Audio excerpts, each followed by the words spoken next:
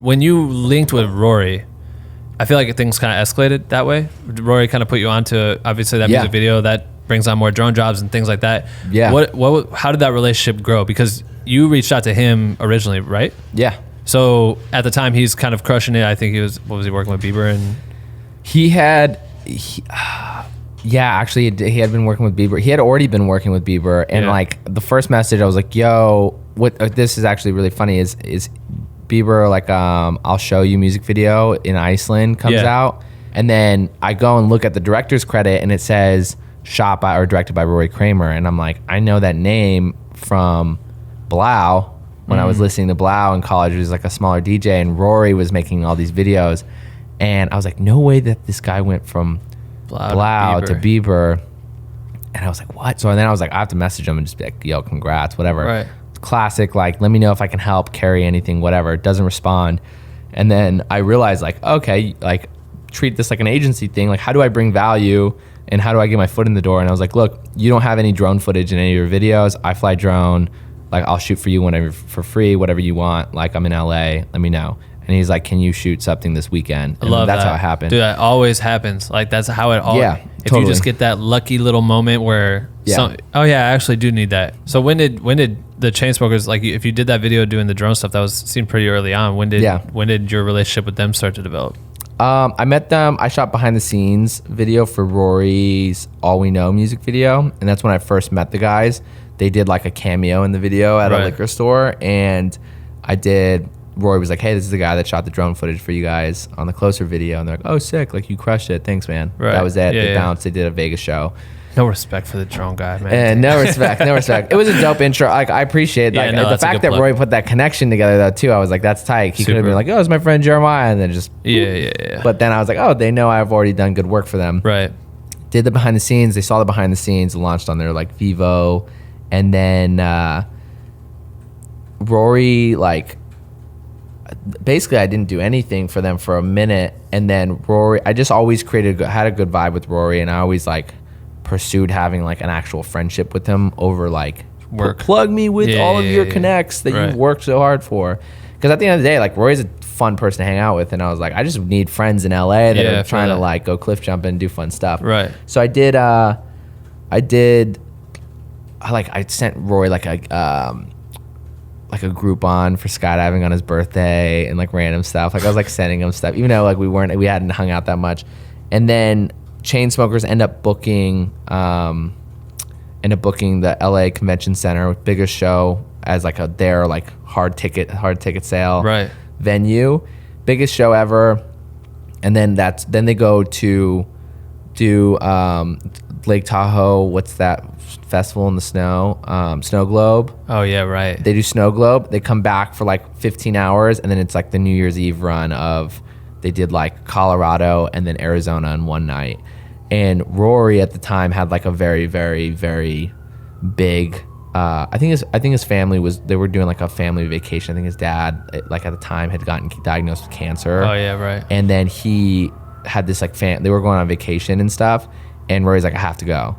And like basically told the guys, like, I can't do this run with you. Good for him, by the way. Totally. That's like, hard to do. So much respect. Yeah. Like, and that's such a cliche for, like, I feel like your audience is like, oh yeah, people who like are established or like have good opportunities say that's hard, but it's like, as soon as you don't go do that, like, it could easily have been this where he could have not gone, you come in, and then they never call him again, right? Like, you can lose jobs or lose relevancy as soon as you stop, which makes it like this mental challenge we deal with all the time. It's terrifying, man. You work so hard for that relationship, and I made it very, and I thought through that, and I always told Rory, I was like, I will even give you a percentage of whatever you give me with Chainsmokers if you want to hook me up, but like, you always have like priority. And once I started, so basically he like was like, hey Jeremiah, I can do this for you guys. I trust him. He's worked with you. He loves your music. He's all for it.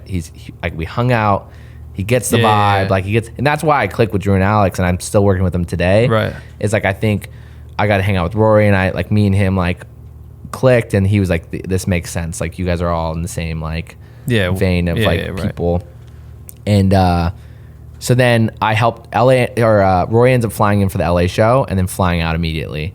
So I helped shoot the LA show, which was like a good like segue. Yeah. And then the next day I did Snow Globe, independent, first gig ever. We flew private. Just you. Up. You're just sitting on this jet. We flew private up, and then we flew private back down.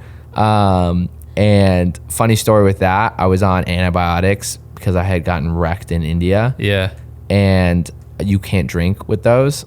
And my girlfriend's a nurse, and I was like, can I, like, Chainsmokers gonna be drinking, like the classic, like, Chainsmokers party every night. Like, I gotta party with the boys. You know what I mean? Like, come on, I'm on a PJ. Like, I gotta. I'm like, can I like drink? And she's like, you can't. Like, you're on these things. You can't drink with antibiotics. Like, it can really mess you up. Send it. And she was like, you know, and I was like, I have to be able to have, like, if they were like, let's have a cheers moment, like, I can't be like this new kid that's just like, oh no. Yeah, you're like trust me, this always happens with these DJs, man. Like, ever since that first show, we always cheers at the end and just drink a little bit. Yeah, and I end up like stop taking antibiotics so it's like not blending the two or whatever. She's like, that's safer than just charging through the two. Responsible. But they like didn't even end up like drinking or anything. We drove straight. We go straight back to LA. We play the show. We fly straight back to LA that night. We land at like 2 a.m. Right. Do that. Take like the sleep that day, and then I go back over and meet up with them, and then we go do Colorado. It's Drew's birthday on New Year's. Go up. And so we like we just go to a nice dinner. Hang out with them there. It's just like quality time, right, too, right. you know. But this is great for you for bonding wise. Like, totally, yeah. It's like real time. It's like you're small. You're like around each other, and they can see that I'm not like freaking out and being like not flexing on my own like Instagram. And I'm I'm here to do a job. I'm here to not be in your way. I'm here to document it like enough to like to show what you guys have done in this run, but not like overdo it and be annoying and have you do stuff that you guys don't want to do or like set up shots. Right. So I was like fly on a wall, whatever, and I end up like turning around 2 videos for them in like 3 days. After the one of the link gets buried. Yeah, so I did the Snow Globe edit. Yeah. And then I did the New Year's like double back to back. Snow Globe edit gets buried. They didn't see it. Like apparently. in emails? Yeah, like because it was on the same email chain. And I remember hitting them up like 2 weeks later, and I was like, "Hey, can I post this?" And they're like, "What are you talking? Like, post what? What are you talking?" Like, I was like, "Can I post a Snow Globe edit?" He's like, "Where's the Snow Globe edit?" And I was like, "I sent it to you before the New Year's one." The New Year's one ended up being like a big deal for them. They dropped Paris. Oh, okay. So it's like Paris's birthday. It was Paris's birthday basically, and they gave me the song early, and they're like, "Can you make this the thing?" And we're gonna drop it like the day before the song. So like my video was like the first piece of visual content. Like the tour video was the first piece of content. That's dope.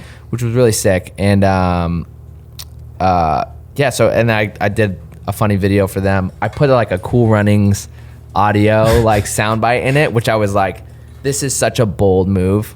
Yeah. Like, what if they don't know Cool Runnings? It's like, what's gonna happen? They're like, what is this? Right. Feel the rhythm, feel the vibe, like, or like something like that. And I was like, they're gonna either love it, and I'll be just the man. I'll be in. Yeah. Like, this guy's funny. It's a dope original video.